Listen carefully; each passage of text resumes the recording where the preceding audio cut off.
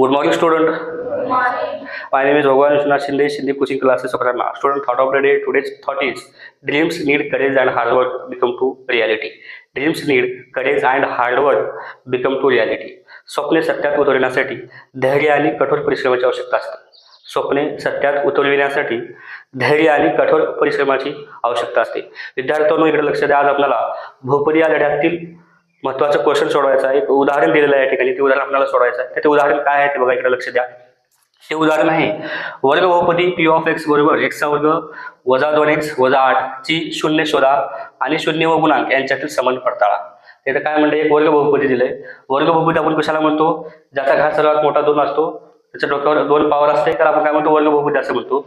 तर वर्ग बहुपदी काय दिले? पी ऑफ एक्स बरोबर एक्सचा वर्ग मायनस 2x मायनस 8 ची शून्य शोधा आणि शून्य व गुणांक यांच्यातील संबंध पडताळा. तर आपण काय दिलं इथं? आधी जे समीकरण दिले ते इथे मी लिहून घेतलो. काय केलो? आधी लिहून घेतलो. समीकरण काय आहे बेटा? इथं समीकरण आहे पी ऑफ एक्स बरोबर एक्सचा वर्ग मायनस 2x मायनस 8.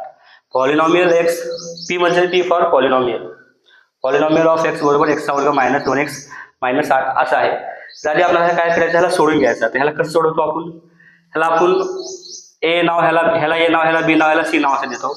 ए आणि सी चा गुणाकार करतो आहे का नाही? ए म्हणजे किती किती आहे या ठिकाणी? ए म्हणजे या ठिकाणी किती आहे? 1 आहे. आणि 8. सी म्हणजे किती आहे? 8 आहे. ए आणि सी चा गुणाकार करायचं. तर 8 गुणिले 1 किती येते?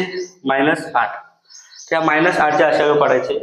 त्याची बेरीज केली तर मधली संख्या मध्यांक यावं आणि गुणाकार केलं तर 8 यावं आहे का नाही? आपण आता माहित आहे. तर -8 चे असे दोन अवयव कोणते रे बेटा? -4 आणि +2 आहे का नाही? -4 आणि +2. 4 दोन्ही 8. गुणाकार केलं तर -8 यावं. त्याची बेरीज किंवा वजाबाकी केलं तर मधली संख्या मध्यांक यावं. मध्यांक काय? -2 आहे. ठीक आहे बेटा. आता काय करायचं आपल्याला? तर ह्या -8 जे अवयव आहेत आपण ह्याच्यामध्ये ठेवायचं. आपल्याला ह्या पॉलिनॉमियल मध्ये ठेवायचं आहे. हे पॉलिनॉमियल काय आहे? पी ऑफ एक्स बरोबर एक्सचा वर्ग मायनस हे -2x म्हणजेच काय? -4 आणि -2. आता पहिल्यांदा मी काय ठेवू? 2x ठेवू का 4x ठेवू? काय ठेवू पहिल्यांदा? +2x नंतर -4x -8 ला 8. आता इकडे लक्ष द्या. आता आपल्याला सोडून घ्यायचं आहे. इथं काय कॉमन काढायचं? ह्या दोघांमधून समाईक काढायचं आणि ह्या दोघांमधून समाईक काढायचं. तर ह्या पहिल्या दोघांमधून काय समाईक काढायचं? Common x common. जोड्यानं मोठ्यानं बोला. एक्स ह्याच्यामधून ह्याच्या डोक्यावर किती टोपी आहेत? 2ची टोपी आहे. एक टोपी बाहेर आली. मग मध्ये काय गेलं? एक्स अधिक 2 ला 2. आता इथं काय कॉमन घ्यायचं बेटा? -4 कॉमन घेतलो. कंसामध्ये काय गेलं मग? X. Minus into minus plus. 4 2 जा 8. 4 दोन्ही 8. सॉरी 4 2 जा 8 म्हणजे 4 दोन्ही 8. ह्या कंसात पण सेम आलं, ह्या कंसात पण सेम आलं. तर काय करायचं बेटा? तर एका कंसामध्ये x -4, दुसऱ्या कंसामध्ये x अधिक 2. कळालं? एका कंसामध्ये x - 4, दुसऱ्या कंसामध्ये x अधिक 2. तर आता काय करायचं आपल्याला? x - 4 बरोबर 0 आणि x अधिक 2 बरोबर 0. तर x बरोबर +4 आणि x बरोबर -2. ही काय आली बेटा? हे 2 शून्य आली. हे बहुपदीचे 2 शून्य आली. ह्या शून्याला आपल्याला काय नाव द्यायचं आहे? एकाला अल्फा नाव द्यायचं. अल्फा बरोबर 4 आणि बीटा बरोबर किती? -2. कळलं? आलं लक्षामध्ये? आता आपल्याला काय करायचं आहे? संबंध पडताळून पाहायचा आहे. तर आपण शून्य शोधलो. शून्य व गुणांक यांच्यातील संबंध पडताळामध्ये. याच्यामध्ये जे संबंध आहे ते आपल्याला संबंध शोधायचा आहे. तर संबंध पडताळा बघा, लक्ष द्या. संबंध पडताळा त्यासाठी सूत्र काय बेटा? हे आहे x² अधिक bx अधिक c. हे कशासाठी आहे? वर्ग बहुपदीसाठी आहे का नाही? या ठिकाणी a ची किंमत किती आहे? a ची किंमत 1, b ची किंमत -2, c ची किंमत 8. तर शून्य व गुणांक यांच्यातील संबंध पडताळायचा आपल्याला. बेरीजसाठी शून्याचं सूत्र काय? बेरीजसाठी मोठ्यानं बेरीजसाठी काय? अल्फा प्लस बीटा बरोबर -b भागिले a. तर अल्फा काय दिले आपल्याला इथं?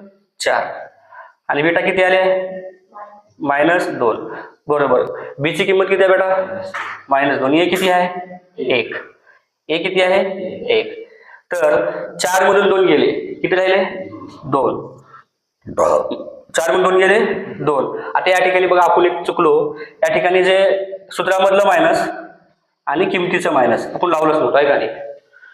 सूत्रामध्ये जे मायनस आणि ते किमतीमधलं मायनस आपण इथं लावलं. या ठिकाणी काय झालं? हे 2 बरोबर मायनस काय झालं? प्लस.